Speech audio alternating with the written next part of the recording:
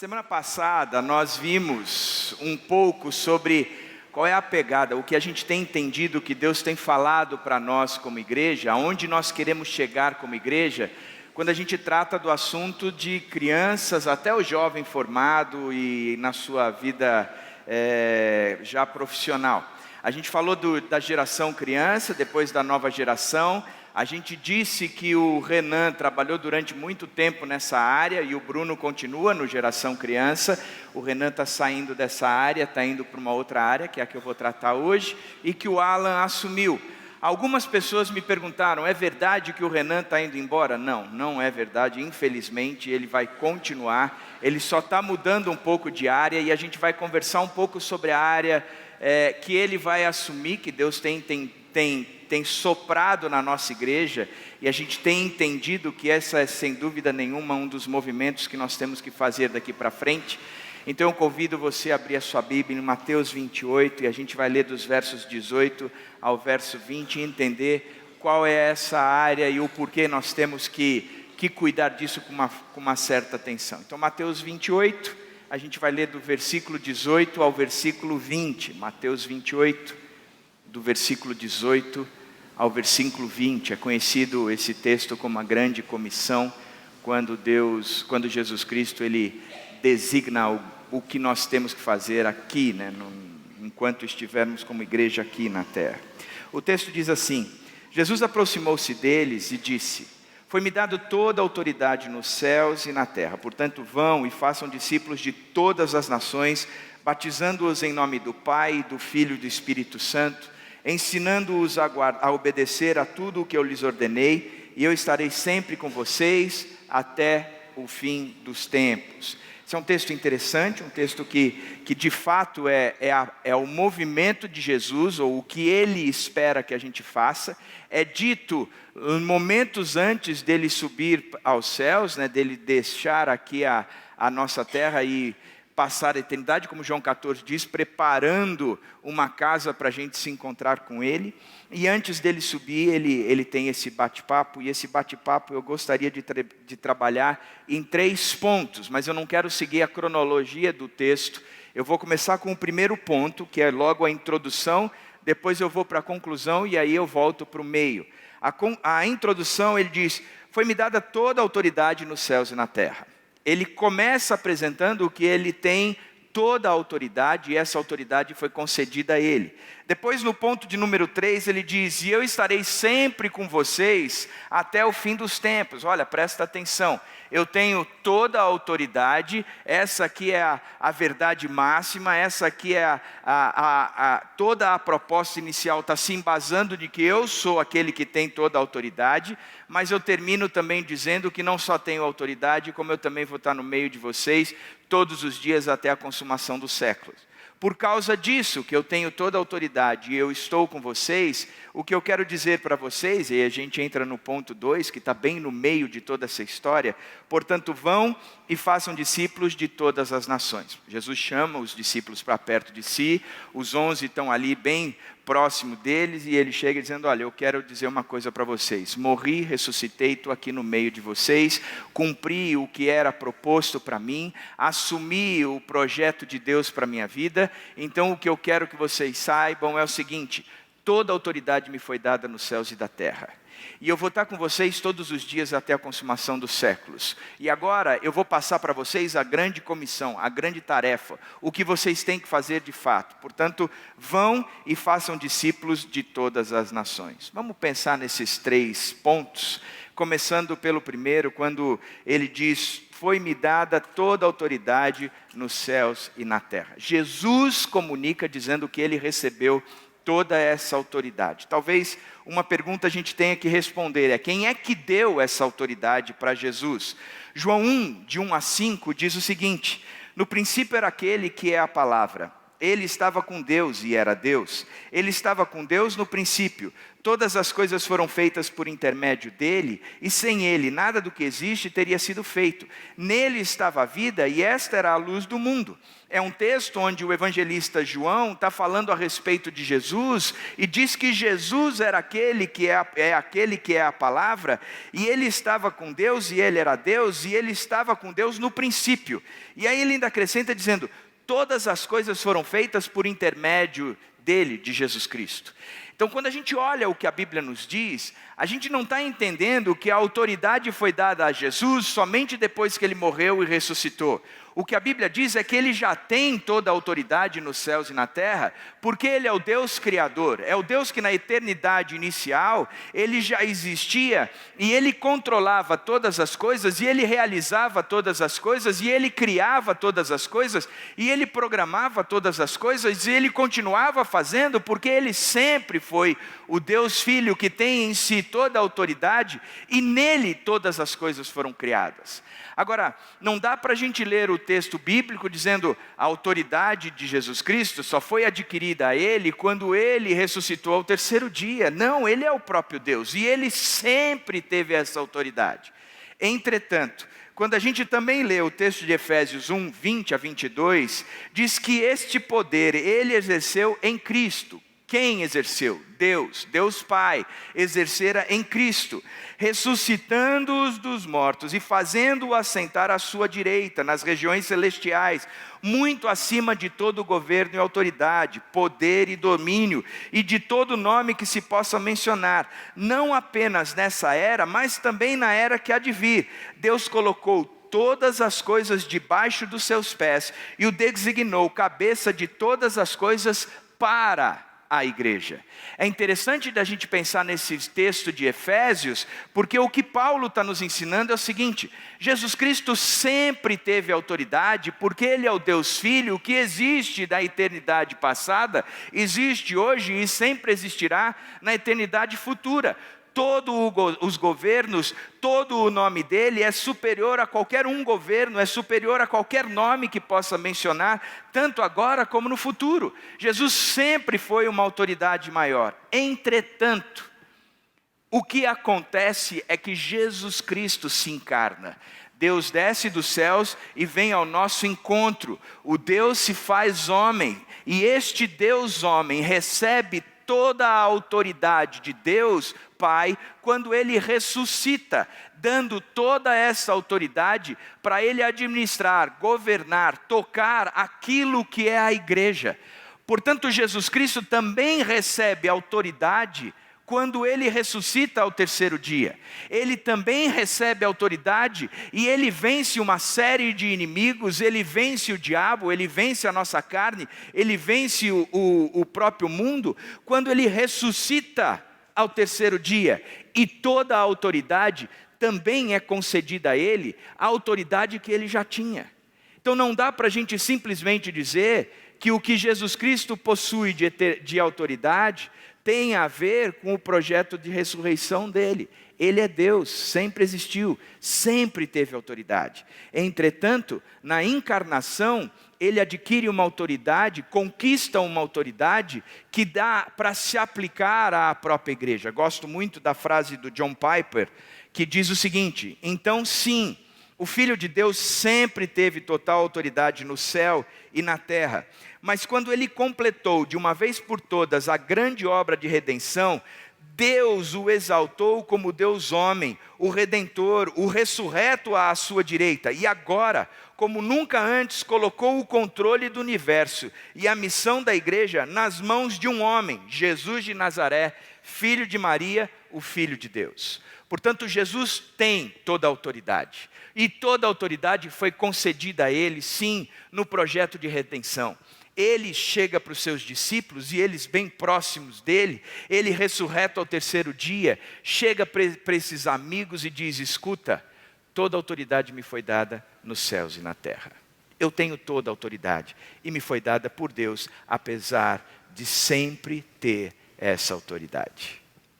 Agora, uma outra pergunta a gente talvez faça nessa noite: qual é a autoridade, ou que autoridade ou quanta autoridade foi dada. Como é que a gente pode caracterizar essa autoridade? E a gente vai passear por alguns textos do Novo Testamento, que diz que Ele é o Criador de todas as coisas. Que autoridade Ele tem? Ele tem a autoridade de ser o Criador de todas as coisas. João 1,3 diz: todas as coisas foram feitas por intermédio dEle, e sem Ele, sem Jesus Cristo, nada do que existe teria sido feito. Significa que Jesus é quem criou todas as coisas. O texto de Hebreus 1,3 diz que Ele também sustenta todas as coisas. O Filho é o resplendor da glória de Deus, é a expressão exata do seu ser, do ser de Deus, sustentando todas as coisas por sua palavra poderosa. O que Hebreus está dizendo é que Ele não é só o Criador de todas as coisas, mas como todas as coisas existem e subsistem e se mantêm, porque Ele continua sustentando. Ele continua sendo o Deus Criador, mas Ele não simplesmente criou e diga-se, vão embora, toquem a sua vida, tentem existir, mas Ele criou todas as coisas e Ele continua sustentando. É aquele que dá a razão de ser, aquele que faz com que nós existamos hoje, porque Ele continua sustentando a criação. Também a autoridade que Ele tem é uma autoridade sobre o mundo natural. Lucas 8,25 diz: depois dos discípulos terem passado um período de provação dentro do barco, e o barco está passando por uma tempestade, Jesus chega e diz: aonde está a sua fé? Perguntou Ele aos seus discípulos. Amedrontados e admirados, eles, os discípulos, perguntavam uns aos outros: quem é este que até o vento e as águas dá ordem, e eles lhe obedecem? Interessante. Porque ele está dizendo que os discípulos estavam no meio do mar, e o mar enfrentando uma tempestade, e Jesus dormia. Eles acordam Jesus dizendo: se o senhor não fizer alguma coisa aí, a gente vai morrer. O senhor está dormindo sossegadão aqui, e a gente vai afundar, cara, a tempestade está braba.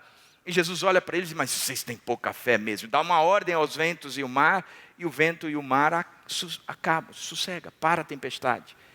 E os discípulos ficam todos assustados, dizendo: escuta, quem é este? O mundo natural obedece a Ele.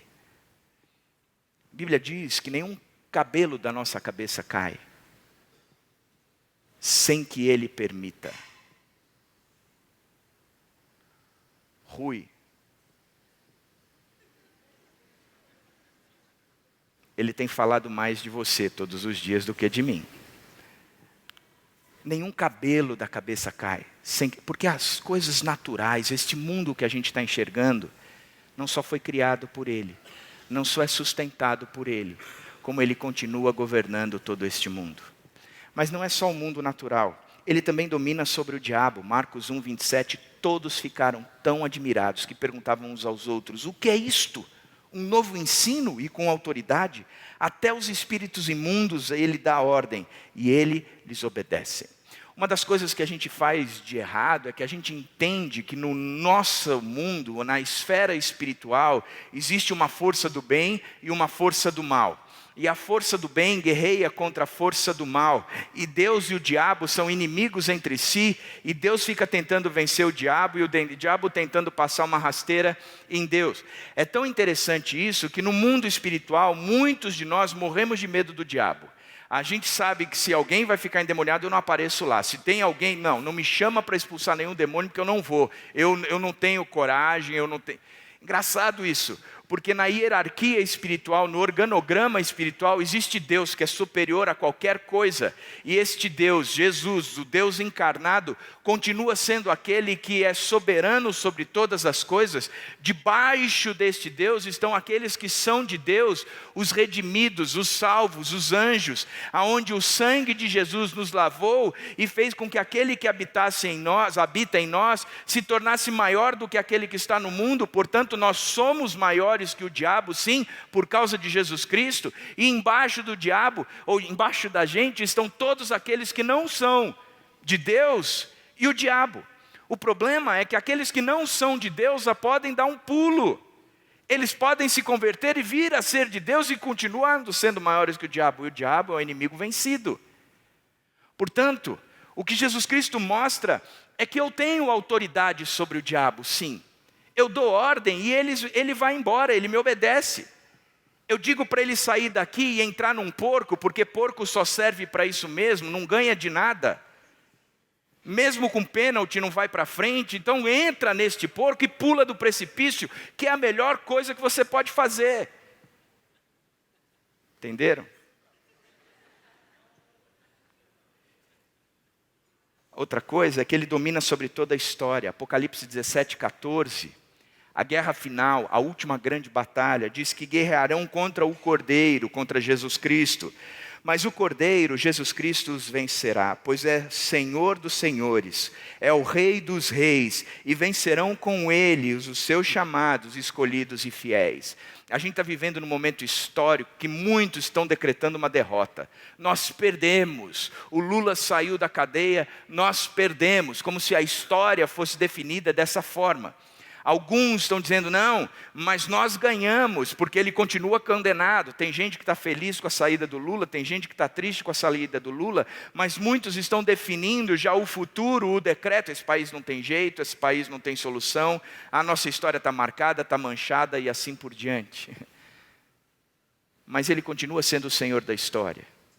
Nada está acontecendo sem o projeto, o propósito e a boa mão dele.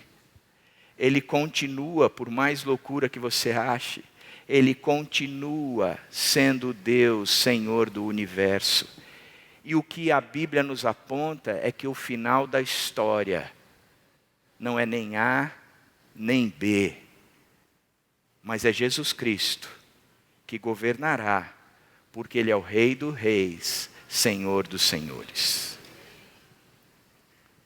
Ele tem a vitória sobre a morte. João 11:25-26, Jesus conversando com a irmã de Lázaro, e Lázaro tinha acabado de morrer há 4 dias atrás, e Jesus diz, eu sou a ressurreição e a vida, aquele que crê em mim, ainda que morra, viverá, e quem vive e crê em mim, não morrerá eternamente, pelo contrário, eu continuo sendo a vida, eu ofereço a vida eterna, por mais que acabe aqui, nós viveremos eternamente, por mais que a gente não veja a continuidade nessa dimensão, nós viveremos eternamente juntos, porque eu sou a ressurreição e a vida, eu é que venço a morte, sou eu que decreto o fim da morte, eu entrego vida àqueles que me aceitam, e quem me aceitam viverão eternamente a partir de agora, porque eu tenho o poder da morte nas minhas mãos. Por fim, ele tem a vitória sobre todos os sofrimentos. Também em Apocalipse 21:4. Ele enxugará dos seus olhos toda lágrima. Não haverá mais morte, nem tristeza, nem choro, nem dor, pois a antiga ordem já passou. Como eu gosto desse texto. Mostra que o nosso sofrimento tem prazo de validade. Sabe quando você chega em casa e abre uma geladeira, você está morto de fome, aí você vê o Danone. Ele disse, vou comer o Danone. Pega o Danone, ele foi vencido em 2012. Aí você diz assim, eu acho que dá. Quando você está com dor de cabeça, vai lá no armarinho, na gaveta de remédios, e você vê uma aspirina vencida em 2009. E você pensa, eu estou com tanta dor de cabeça que eu vou tomar. Porque se não curar a cabeça, vai me dar dor de barriga, pelo menos o foco muda. Quando a gente olha para o nosso sofrimento tem prazo de validade. Porque um dia, mais cedo ou mais tarde, o Cordeiro, que foi morto e ressuscitou, o leão da tribo de Judá, aquele que detém toda a autoridade nos céus e na terra, voltará. E aí nunca mais haverá sofrimento para nós. Ele chama os seus discípulos e diz, eu preciso dizer uma coisa para vocês. Eu acabei de sair daquela sepultura. Eu sou Deus encarnado. Todas essas coisas foram criadas por mim. Toda autoridade me foi dada nos céus e na terra. Toda autoridade me foi dada nos céus e na terra. Depois ele conclui a autoridade dando uma garantia.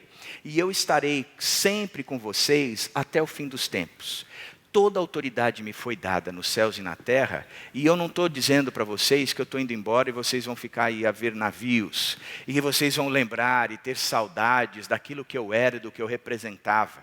Eu não estou querendo dizer para vocês que eu tenho toda essa autoridade, e porque tenho toda essa autoridade, eu vou conceder a autoridade a vocês também, mas eu vou embora. O que eu quero que vocês saibam é, eu tenho toda a autoridade, sem dúvida nenhuma. Eu sou aquele que detém sobre os céus e sobre a terra, sobre esse universo todo. Eu sou a autoridade.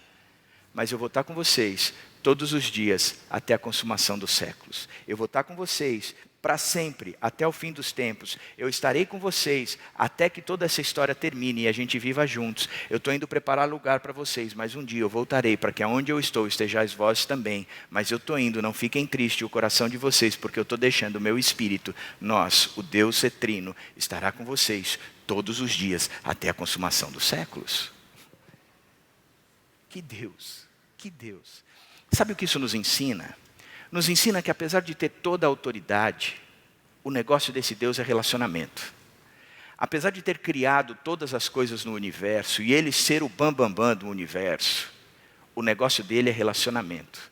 Ele quer estar conosco todos os dias até a consumação dos séculos. Ele não quer estar num outro lugar que não seja com o seu povo. Ele não quer estar com outras pessoas que não sejam o seu própria nação. O povo de propriedade exclusiva dele, o sacerdócio real, a nação santa, aqueles que ele escolheu dentre todos os povos, para que ele pudesse habitar no meio.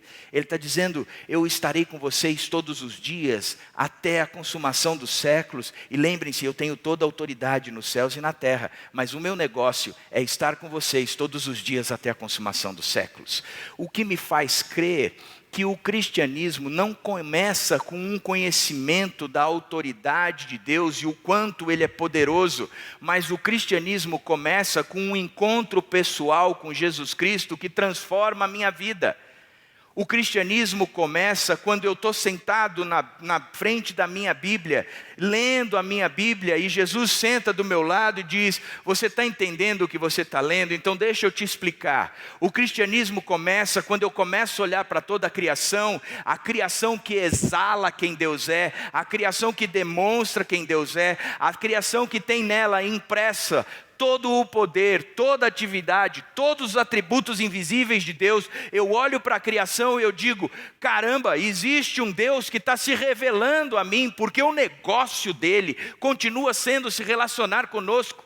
Ele tem toda a autoridade, mas o que Ele quer mesmo é estar conosco todos os dias, até a consumação dos séculos. É um Deus que se relaciona, é um Deus que se apresenta, é um Deus que se revela, é um Deus com quem eu me encontro, é um Deus que conversa comigo, é um Deus que diz, escuta, eu tenho toda a autoridade, mas deixa isso de lado, vamos bater um papo, vamos se conhecer, vamos crescer em intimidade. E a minha resposta é, leva-me além, deixa eu conhecer mais do Senhor, leva-me além, deixa eu entender mais quem o Senhor é, me leva além do que eu estou vivendo, porque eu quero ter profundidade do relacionamento com o Senhor. Porque o Senhor é o Deus criador de todas as coisas, mas é o Deus que se relaciona comigo, o Deus que está comigo todos os dias, até a consumação dos séculos. A minha crise, eu tenho quase 25 anos que eu sou pastor, faz quase 25 anos que eu atendo pessoas, que eu converso com pessoas. A minha crise é que eu tenho visto muita gente se entregando a um cristianismo no cumprimento de tarefas, na luta por virar e dizer, eu não consigo viver esse cristianismo, parece que tudo é proibido, parece que nada pode, eu não consigo viver. Enquanto a pessoa está dizendo isso, meu coração entra em desespero, dizendo, você não entendeu nada do cristianismo. O cristianismo não é uma luta para ver quem tem autoridade, para ver se eu consigo vencer o meu pecado ou não. Porque toda a autoridade quem tem é Jesus Cristo. O cristianismo não é saber se eu consigo me tornar parecido com Cristo, se eu tenho a capacidade de me levar próximo e parecido com Cristo. Mas o cristianismo diz, Ele tem toda a autoridade, portanto eu me entrego a Ele, num relacionamento pessoal com Ele, com aquele que está conosco todos os dias até a consumação dos séculos.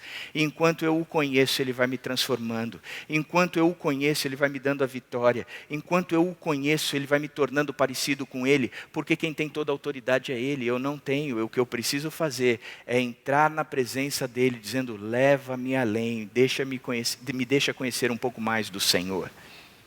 Então é interessante que o Salmo 23 fala bastante a respeito disso. E no verso 4 ele diz, mesmo quando eu andar por um vale de trevas e morte, eu não temerei perigo algum, pois tu estás comigo. A tua vara e o teu cajado me consolam. Tu estás comigo. Quem é que escreve esse texto? Davi. Quem era Davi? O maior rei da nação de Israel de todos os tempos. Brilhante, um homem de Deus, enfrentou situações absurdas. Desde pequenininho sabia enfrentar leões, ursos, gigante, mas desde de rei, novinho, sabia ser estratégico, promover estratégia que pegou a nação de Israel num tamanho e aumentou a nação de Israel territorialmente na projeção mundial de uma forma como ninguém fez. Ele tinha toda a autoridade. Só que ele escreve um salmo, não do ponto de vista de um pastor que é autoridade sobre a ovelha, mas quem escreve é uma ovelha que está sujeita ao seu pastor. E ele, em cima de todo o poder e autoridade que ele tinha na nação de Israel, ele se coloca debaixo da autoridade daquele que é o pastor da alma dele, o que tem autoridade sobre todo o universo. E aí ele chega abrindo as portas do coração, dizendo, o Senhor é o meu pastor e nada me faltará. Ele que me faz andar e chegar em pastos verdes, aonde eu vou matar a minha fome. Ele é que me leva para junto das águas tranquilas, não são águas tumultuadas, porque Ele vai me facilitar, matar a minha sede. É Ele quem traz o refrigério da minha alma no meio desse mundo totalmente conturbado, no meio desse mundo totalmente maluco, desse mundo noiado. Ele me dá refrigério de alma. Ele me faz caminhar por veredas de justiça. Sabe o que é isso? Não há injustiça na minha vida e nem que eu esteja praticando a injustiça. Eu caminho por uma trilha de justiça. É Ele quem me leva por esse caminho. Sabe por quê? Porque ainda que eu ande pelo vale da sombra da morte, este que me leva, o pastor da minha alma, Ele tem a vitória sobre a morte. Portanto, eu posso andar sem medo, porque Ele está comigo todos os dias. Você entende que é relacionamento e não tem a ver com autoridade somente? A autoridade conquistada por Jesus Cristo, Ele diz, eu tenho toda a autoridade, mas o meu negócio é me relacionar com você. Eu quero estar com você todos os dias até a consumação dos séculos. Eu quero mostrar quem eu sou. Eu quero que você me conheça e eu quero te conhecer. Eu quero que a gente seja amigos. Eu não quero mais te chamar de servo, mas eu quero te chamar de amigo. Eu não quero que você olhe para mim como aquele que tem toda a autoridade sobre os céus e a terra e você diga, Ele é o meu Senhor. Mas eu quero que você olhe para mim e diga, Ele tem toda a autoridade sobre os céus e a terra. Você vai me chamar de Pai. Pai nosso que estás nos céus, santificado seja o teu nome, venha o teu reino e seja feita a tua vontade, assim na terra como nos céus, da mesma forma como o Senhor tem autoridade. Nos mesmos lugares onde o Senhor tem autoridade, na terra e nos céus. Que Deus, que Jesus Cristo. E aí então ele junta os seus discípulos e passa uma tarefa. Vão e façam discípulos de todas as nações. Ele começa dizendo, olha, já que eu tenho toda a autoridade, e nós nos relacionamos sempre, então vão. Sabe o que isso nos ensina? Que a gente acha que salvação é uma mudança de vida, mas que vai nos manter com essa vida mudada. Que salvação é permanecer salvo. Mas na verdade, o conceito de salvação é eu sou salvo, não para ficar salvo. Eu sou salvo para ir. Eu sou salvo para ter liberdade de caminhar. Eu estou salvo para ser diferente. Eu estou salvo. E Jesus Cristo diz, todo esse movimento que eu fiz, que me deu toda a autoridade, eu estou com vocês até a consumação dos séculos, então vão. Vocês estão livres, vão. Eu gosto de pensar sempre nesse texto quando a gente pensa em Abraão. É conhecido como o pai da fé. Abraão, ele não tinha filhos e Deus havia prometido para ele que ele seria pai de uma grande nação. Abraão tinha um problema porque ele era casado com Sara e Sara não podia ter filhos. Na Bíblia, no capítulo 4 de Romanos, diz que quando ele gerou a Isaac, Sara era estéril, mas ele também já tinha o corpo amortecido na carne.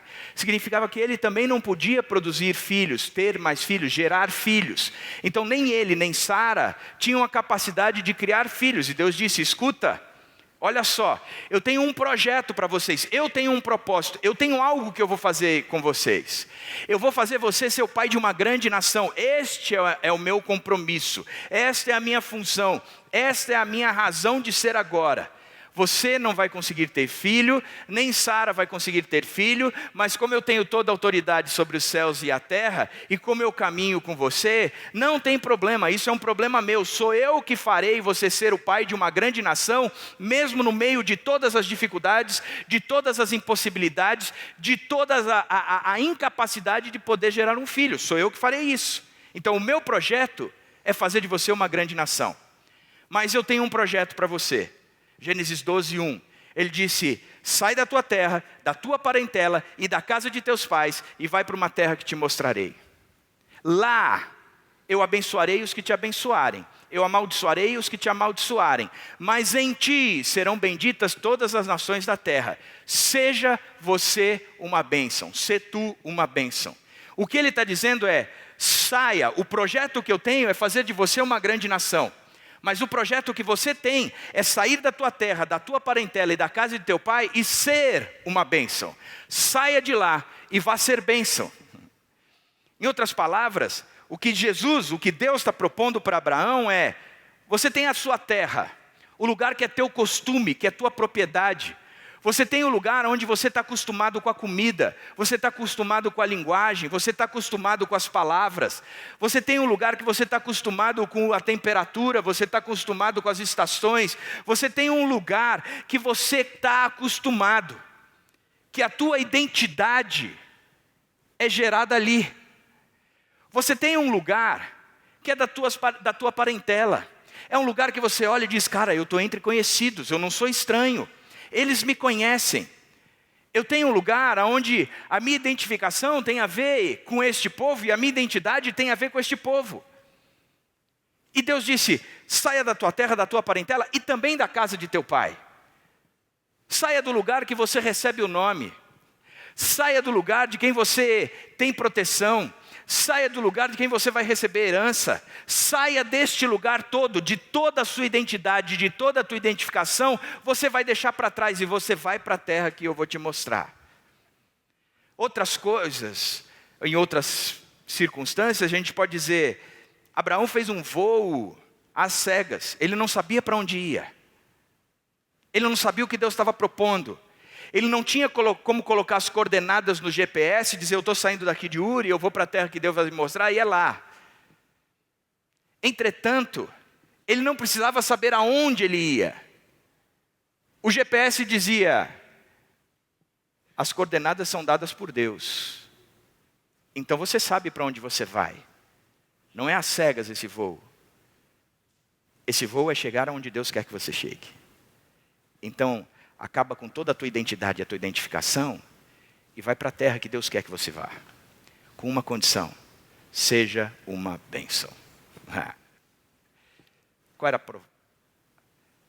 o projeto de Deus? Eu que vou fazer de você uma grande nação. Qual era o projeto de Abraão? Eu preciso ser uma bênção.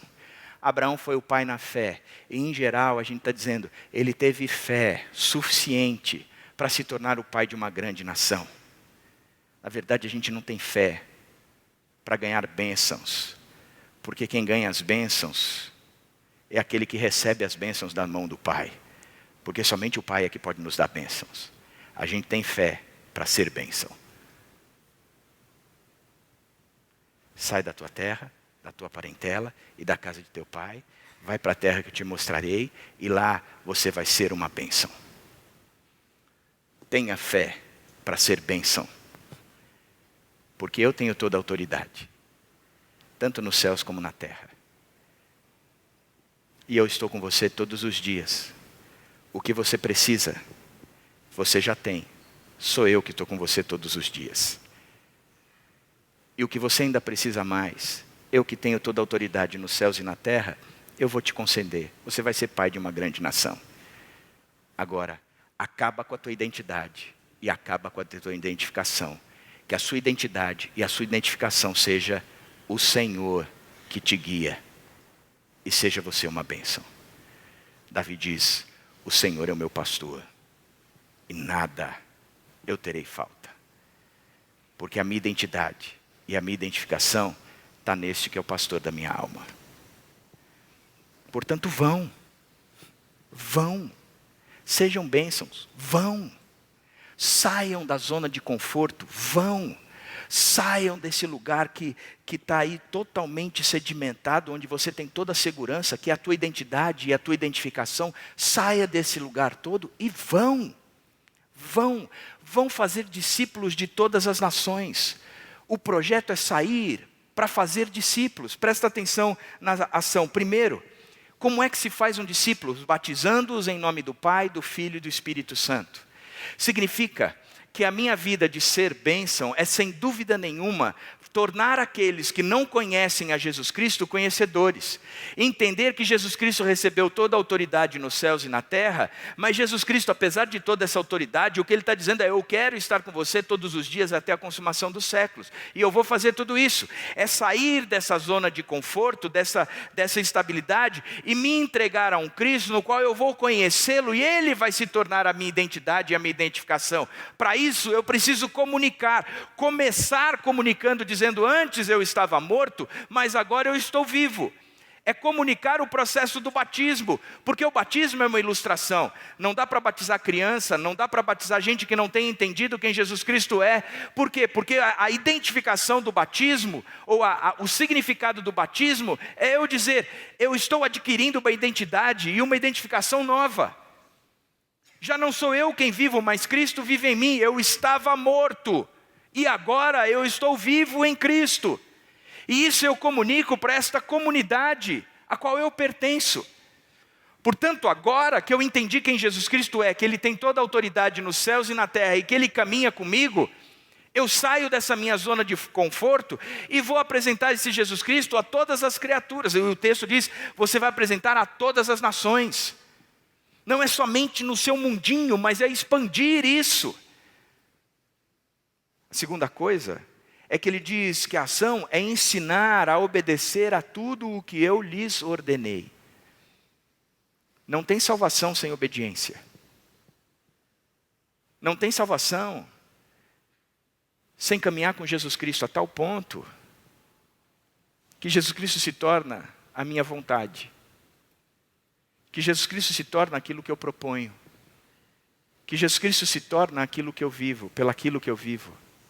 Que Jesus Cristo se torna o que de fato eu preciso ser.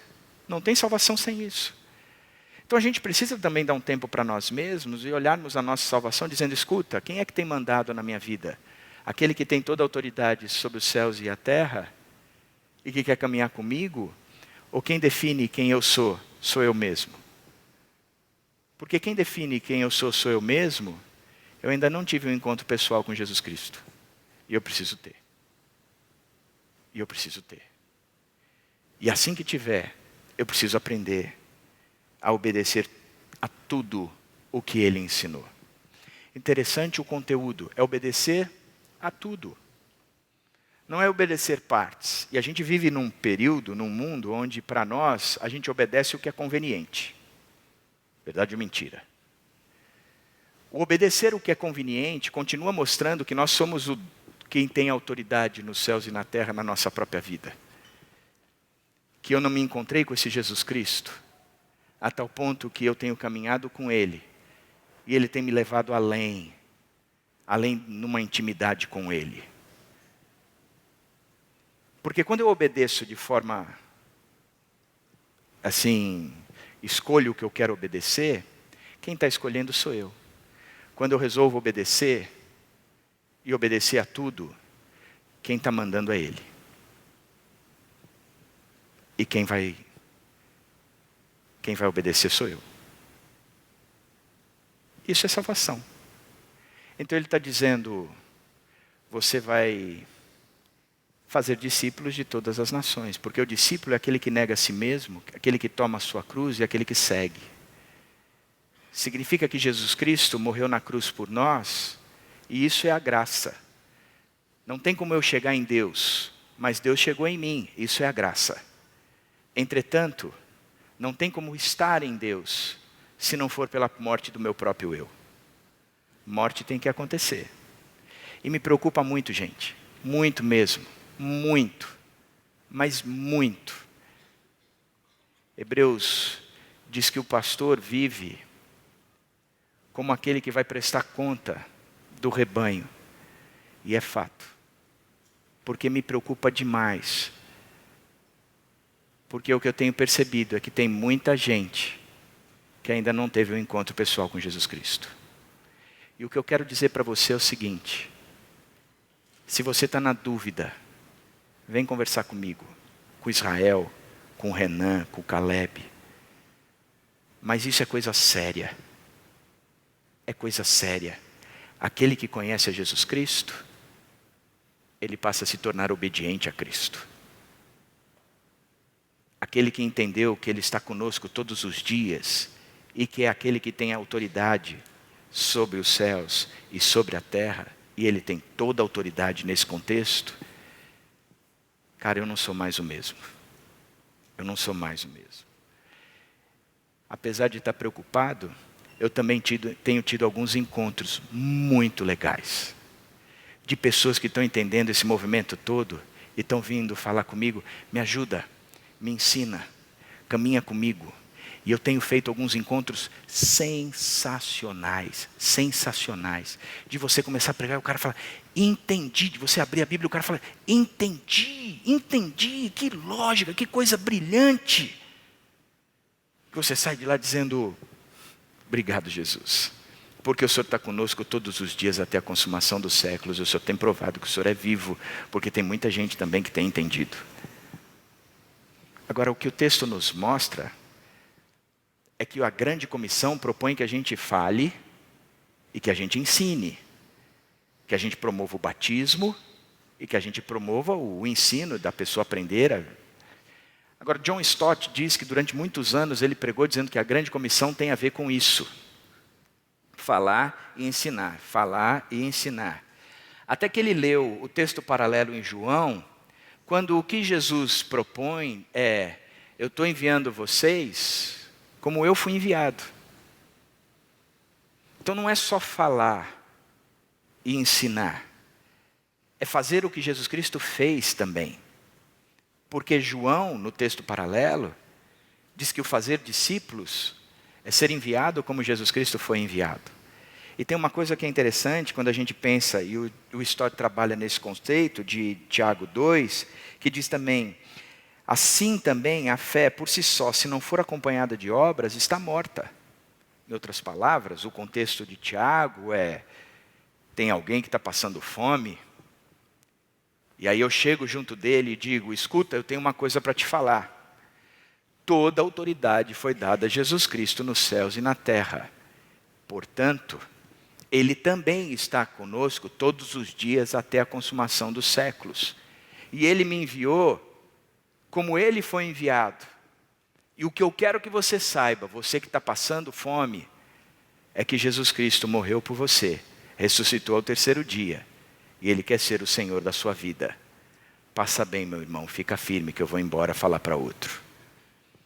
Tiago diz, escuta, quem está com fome não escuta. Quem está com fome precisa comer. Por isso a fé de você, se não for a sua fé, se não for associada às obras, tem alguma coisa errada na sua fé. Porque Jesus jamais faria isso. Ele alimentou multidões. Ele comeu com prostitutas. Ele comeu com pecadores. Ele curou enfermos. Ele tirou a angústia da alma de endemoniados. Ele pregou o reino, promovendo cura, promovendo assistência, suprindo a necessidade daquela pessoa antes mesmo de se apresentar. O cego de nascença foi curado e Jesus só se apresentou depois, a tal ponto que o cego de nascença em João 9 dizia: eu nem sei quem ele é, eu só sei de uma coisa, eu era cego e agora eu vejo. Da mesma forma como ele foi enviado, nós também somos enviados. Portanto, não dá como fazer discípulos na pregação e no ensino sem suprir a necessidade. Não há. Por isso que Jesus Cristo, quando ensina a oração, ele diz: quando vocês forem orar, vocês vão de orar dessa forma: Pai nosso que estás nos céus, santificado seja o teu nome, venha o teu reino e seja feita a tua vontade, assim na terra como nos céus. No lugar onde eu tenho toda a autoridade, na terra e nos céus, que a tua vontade seja feita. E como é que ele começa? O pão que é nosso, nos dai hoje.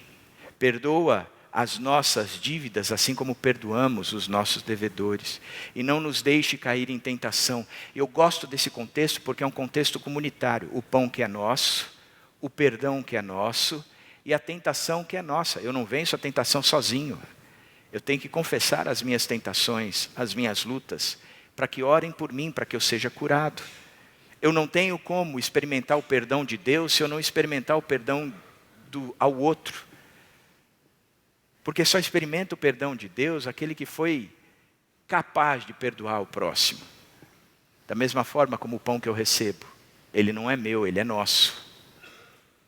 E eu distribuo entre nós. Assim eu faço com que a vontade de Deus seja feita na terra e nos céus, no mesmo lugar onde toda a autoridade foi concedida a esse Jesus Cristo. Por isso, encerro aqui para a gente falar um pouco da nossa próxima área, ou da área que a nós, igreja, presbitério, os pastores, diretoria, estão entendendo que é importante para a nossa igreja. A área que nós queremos desenvolver a partir do ano que vem, que a gente tem feito em ações isoladas, ações individuais, mas a gente quer concentrar essa ação toda numa área só. Área de missões e cidade. O propósito, a visão é uma igreja exercendo o seu papel missionário e social, servindo nas cidades ao seu redor e nos confins da terra, proclamando o evangelho de Cristo e expandindo a sua igreja local. 4 áreas. Primeiro, um compromisso missional, uma igreja exercendo o seu papel missionário.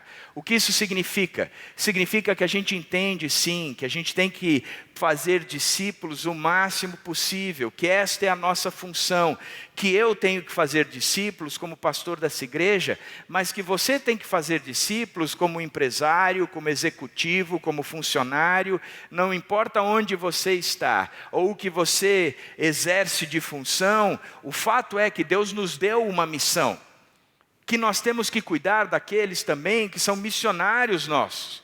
Nós temos o René e a Sara lá em Roma, nós temos a Matilde, que estão representando a nós no conceito de missões, eles estão espalhando o Evangelho.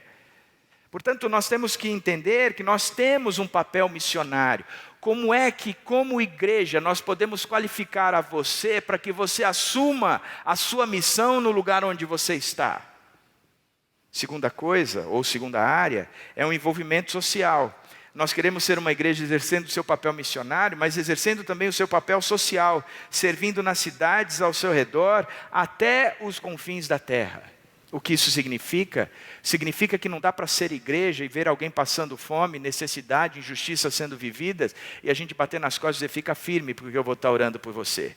Se a gente não arregaçar a manga, e a gente não for ao encontro dessas necessidades como igreja, nós não estamos exercendo o papel que Cristo diz: façam meus discípulos, ou façam discípulos.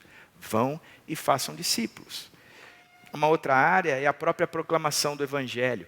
Como é que nós podemos tornar essa mensagem de Cristo tem toda a autoridade nos céus e na terra, mas que também Cristo, Ele quer ter um encontro pessoal, estar conosco todos os dias até a consumação dos séculos. Encontros como de mulheres, de homens, a gincana, que de forma extremamente criativa tem apresentado o Evangelho, faz parte dessa área. E por fim, a expansão da igreja. A gente não tem como liderança dessa igreja o desejo de ficar enchendo esse espaço muito, ou ir deste espaço para um maior ainda. A gente entende que isso não é a pegada. A gente já tem 3 cultos, está ótimo. Daqui para frente a gente tem que pensar em expandir as áreas. A gente já fez isso uma vez. Nós fizemos em Indaiatuba, e a igreja do Tiago Matos, a rede, está maior que a nossa, pela graça de Deus. A gente já preparou o Juan, que foi para Belo Horizonte, está revivificando uma igreja lá. O Fabinho, que foi para Campinas. A gente já tem feito isso, mas a gente precisa estruturar isso. Onde é que nós podemos fazer mais disso? Como é que isso pode fazer parte do nosso DNA? Então essa é a área que a gente vai começar agora, missões e cidade. E quem vai assumir é o Renan. Renan, vem cá. Por que é que nós estamos falando sobre isso? Porque a gente também precisa da sua ajuda. A gente precisa do seu compromisso. A gente precisa que você entenda tudo isso e diga, cara, eu vou fazer parte disso. Eu serei missionário, aonde Deus tem me colocado. Talvez eu queira ser missionário. André, Renan, me ajuda, eu quero ir para outro lugar. Deus está falando... Vamos pensar nisso. Talvez você queira fazer parte do pessoal que promove as ações de evangelismo. Talvez você queira fazer parte do pessoal que promove as ações de ação social, de assistência social. Para isso a gente tem entendido que o Renan está deixando a área da nova geração. Mas infelizmente não foi embora. E está assumindo a área de missões e cidade. Renan está aqui quase o mesmo tempo que eu. Quando eu vim para cá, e eu estou de 17 para 18 anos dentro dessa igreja, o Renan vinha aos finais de semana, Renan e Camila, e eles moravam na minha casa. E eles começaram o trabalho com adolescentes, pré-adolescentes e jovens. Até que o tempo foi passando, e ele veio trabalhar de tempo integral. Sou muito grato a Deus, e a gente se conhece há 30 anos. Ele é padrinho do meu casamento. Ele diz que eu fiz o casamento dele, mas eu realmente não lembro disso. Mas a gente caminha juntos há muitos anos e eu tenho uma admiração profunda pelo Renan. E eu tenho uma admiração profunda por ele, não porque ele é um grande pregador, mas é porque ele é um pastorzão. Aquele que cuida do coração do povo. Aquele que chega junto da moçada e dos pais. Eu tenho muito respeito por você, porque eu sei que você é pastor, e eu fico feliz de ver você abraçando mais uma nova área dentro da nossa igreja, mas eu não queria te passar essa nova área sem antes te agradecer tudo o que você fez, e o que você foi, para essa moçada toda durante esses anos todos, tanto você como a Camila. Que Deus abençoe ricamente a sua vida, que Deus retribua ricamente a sua vida, e que você preste atenção agora no que eu estou falando. É dose, gente, é dose. E agora ele está assumindo uma nova área. Área que tem muito a ver com ele. Renan, onde você estava? Estava na Praça de Santana. Fazendo o quê? Estava conversando com os skatistas lá, explicando sobre Jesus Cristo. Ele transita no meio das autoridades com uma facilidade tremenda. Ele promove uma gincana e ele chega nas escolas e ele é conhecido pelos diretores da escola. Eu falei, cara, eu jamais conseguiria fazer isso. É chamado mesmo, é Deus que está colocando você lá. Então a gente quer entender que esse é o novo movimento da nossa igreja. E a gente gostaria de orar por você. Pedro, vem cá. Como nova geração, eu queria que você orasse pelo Renan. Hoje de manhã o Jorge orou. E o Jorge está se aposentando, então é a velha geração que orou de manhã. E agora eu chamar a nova geração para orar pelo Renan. Vem mais rápido, vem, Pepe. Vem andando como você faz no CrossFit.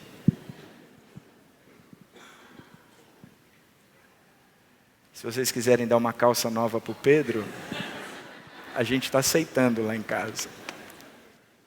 Você ora, Pê, pelo Renan? Ora. Senhor meu Deus, Pai, muito obrigado pela vida do Renan, Pai, muito obrigado pelo pastor que ele é, Pai, pelo pastor que ele foi na minha vida, Pai, me ensinando desde cedo a seguir os teus caminhos, a estudar a Bíblia, a buscar cada vez mais e mais ser um discípulo de Jesus, Pai, seguir os teus comandos, que nem ele faz com a própria vida dele, não só dentro da igreja, mas na casa dele, Pai. Em nome de todos os adolescentes e jovens, qual o Renan fez a diferença na vida, a gente agradece a vida dele ao Senhor, Pai. E a gente consagra agora, em frente à igreja, Pai, esse novo ministério, essa nova etapa na vida do Renan, Pai. Que o Senhor esteja à frente, guiando o coração dele, Pai. E que o coração do Renan esteja alinhado ao seu, Pai. Amém, para que planos novos surjam e que a gente possa alcançar novos horizontes, Pai. Que a gente possa alcançar novos lugares, Pai. E que o Senhor use o Renan como instrumento em tuas mãos, Pai. Amém. Em nome de Jesus, que a gente ore e abençoe o Renan, Pai. Amém. Amém. Senhores e senhoras, Tamo junto, hein? quero apresentar para vocês o pastor de missões e cidade da nossa igreja. Que Deus abençoe ricamente a sua vida, né? E se você se sentiu tocado nessa área, queria te desafiar a ir conversar com o Renan e dizer: Renan, eu quero participar desse projeto todo também. Que Deus abençoe sua vida. Vamos continuar cantando com o velho? Então vamos lá.